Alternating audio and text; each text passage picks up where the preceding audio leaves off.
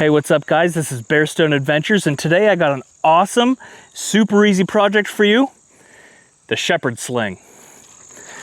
Check it out.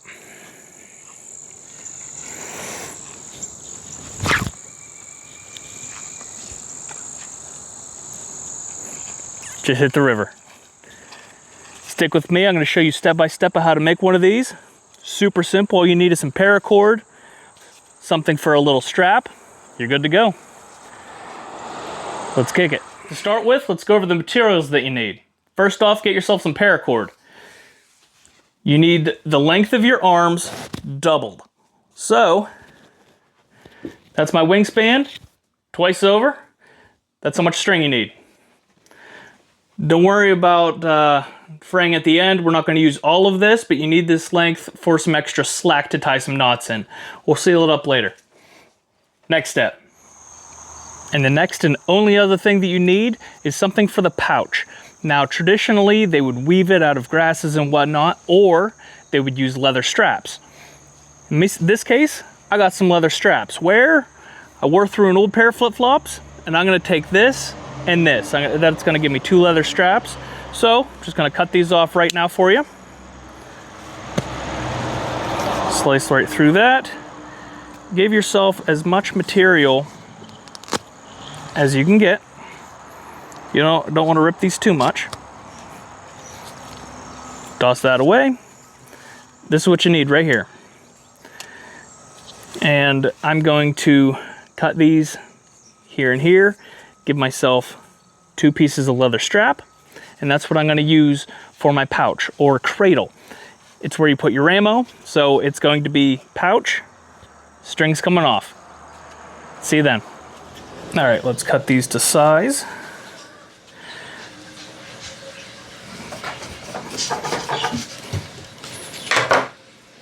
Chop that off. I want this to be even length.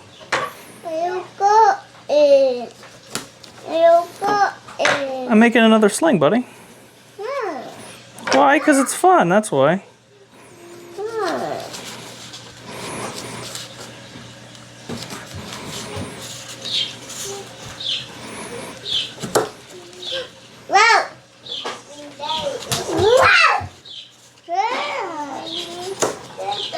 Chop these up. And I want the other one to be about the same length. Now this is pretty short. I don't really like it this short, but we're going to make it for documenting purposes.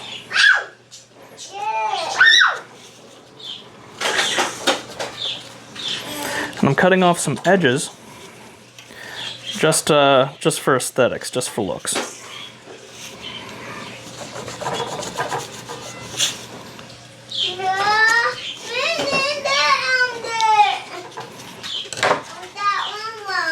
Okay, 2 leather strips. How these are going to go together, they're not going to be on top of each other. What's actually going to happen is the bottom one is going to fold over the top one, like this. And that's what's going to give you your little pouch or your cradle. They're twisted. It's not stacked on top. The bottom one is coming around and going on the top. And to have this done, we're going to put holes in. Something I found that works nice, if you get a spent cartridge here, spent casing, line it up where you want it, as close to the edge, in the middle as you can. Then, give it a whack with a hammer.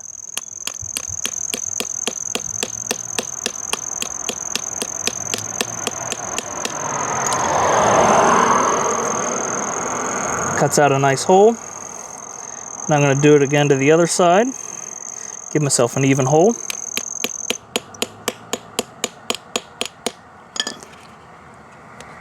And that cut through it. Pop out your little hole. And I see that I'm still stuck on that side, so line it back up and do it again. Now, I have this on the sidewalk, and I have a piece of cardboard underneath. The cardboard is protecting my metal. There we go. Perfect hole cut through. Because if this is banging on the sidewalk, this gets all dinged up and it's not quite the same on the second hit. So if you get through a couple of these, you could also burn yourself a hole or cut yourself a hole, however you feel like. But either way, we need holes, and leave yourself a little bit of space here. You don't want it directly on the edge. That way it doesn't rip through. You want to give yourself a little bit of space, and that way it'll do.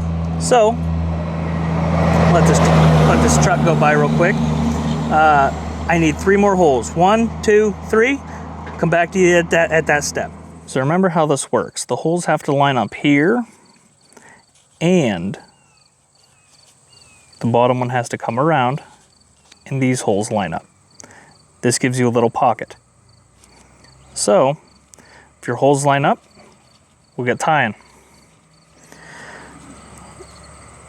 What I'm going to do is push my string through. This is the frayed end, so bear with me here. Come through, and you can tie this any way you want to. What I think I'm going to do, simply go around,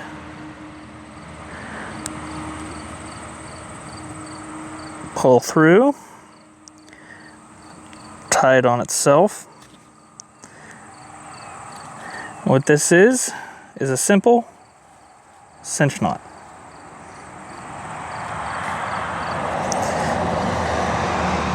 We'll cut this up and seal it, make it nice later. Take it looped around on itself. Line up the holes on the other side. And we're going to do the same thing. Let me grab my other end of the string here. Come on. There we are. And I'm going to do the same thing on this side. So how I did that cinch knot, loop it around,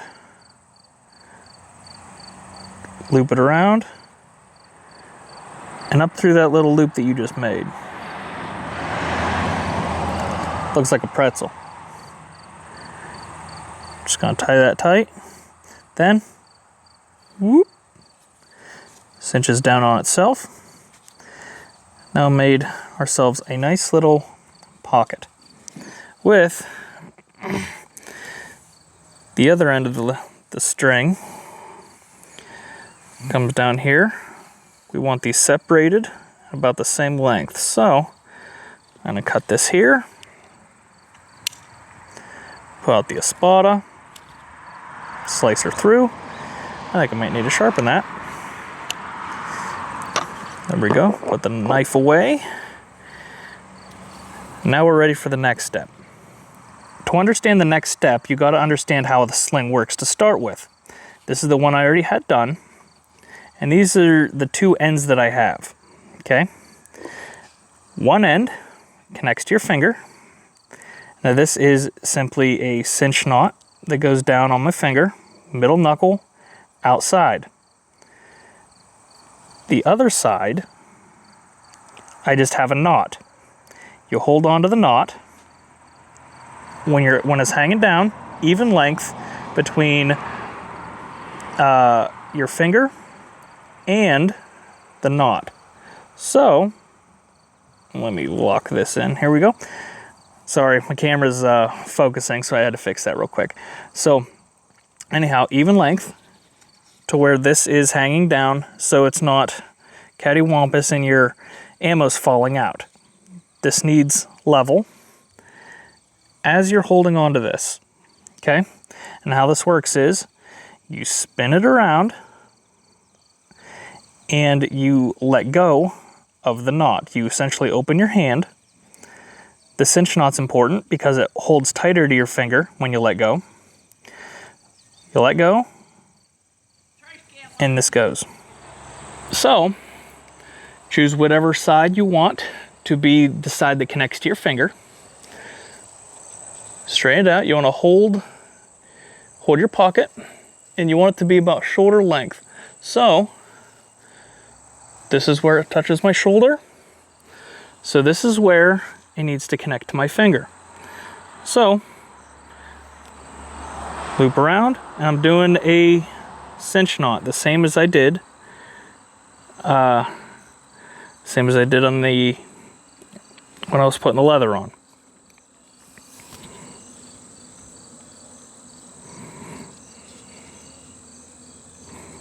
Tighten it. I got my loop. I'm going to double check it. And yep, that's about shoulder length. So that's pretty good. That's where we want it to be.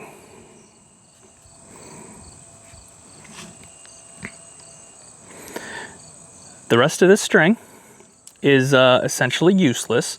What you can do is you can either cut it off and leave it at that, or what I'm going to do is I'm going to tie another slight knot, just a regular knot, and I'm putting it right up next to it, so that my loop doesn't pull out whenever I cut this. So I'm cutting this. I'll show you what I'm talking about here in a second. Grab my knife. We're going to finalize sealing these when we're all said and done. So anyhow, if the knot comes undone, it's not going to slide off the end. This goes on my finger. Cinch it down. Now this is obviously too long and we can fiddle it with this later, but important thing is, one side's done. Next thing we need to do, drop it down, and we need to make sure that it's level wherever it is that we would be holding it. So if I'm holding it here, push down on this, pretending that there's weight in it. And wherever I'm grabbing onto it, right here. This is where the next knot needs to be for me to hold on to. Doesn't need to be anything fancy. I mean, you could do anything you wanted to. You could do a monkey knot there if you needed to.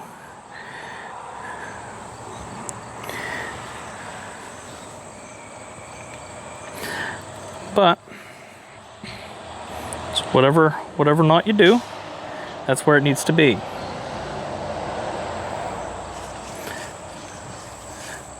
See, I just made that, and it's too short. Needs to be scooted up a little bit. So this is trial and error. Scoot your knot up till it's right here and perfect. Keep adjusting until you get it. So I need to scoot this knot way down, readjust, try again. Still a little bit shorter than I would like, a little bit. Take the knot apart, scoot the knot up, tie it again, and OCD is gonna get me. It's like ever so slightly off. That's about good, right about there. So my knot is about perfect with my sling. And I'm hoping you can see that with the camera. But that's about it. So, knot on your finger, knot on the other side. Now you can do whatever you want to with that. You can add another knot, make it bigger, whatever. But the point is, all of this can go away. The point is now you put weight in there and you can leave her go. That's the whole point of this. This side is just a little knot to let you know where to hold on to, and then you can let go of it. And that'll be perfect. Keep fiddling around with it till it gets exactly where you want it to be. And then we move on to basically cutting the excess string off, and we'll seal it up. Grab yourself a lighter for this next step. Okay, and your last step is any of these areas that are sort of frayed, grab a lighter, and you want to melt them. Paracord is plastic, and this will stop it from getting frayed. This will stop it from falling apart on you and make it last longer.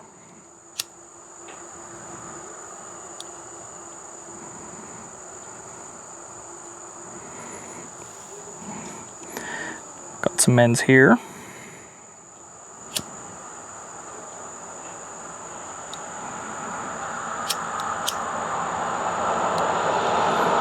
Okay. And the end on my the side that I throw, I'm actually going to leave frayed like this. That's why I tied an extra knot at the end. And the reason for this is if you do it right, have the right kind of string and whatnot, this is just pretty much for show, but you can actually put a cracker like on the end of a whip, and when you throw it good enough, it will actually crack like a whip. You'll hear like a big pow, and it's pretty awesome. So I'm just doing this for extra flair here, but essentially this goes on your finger.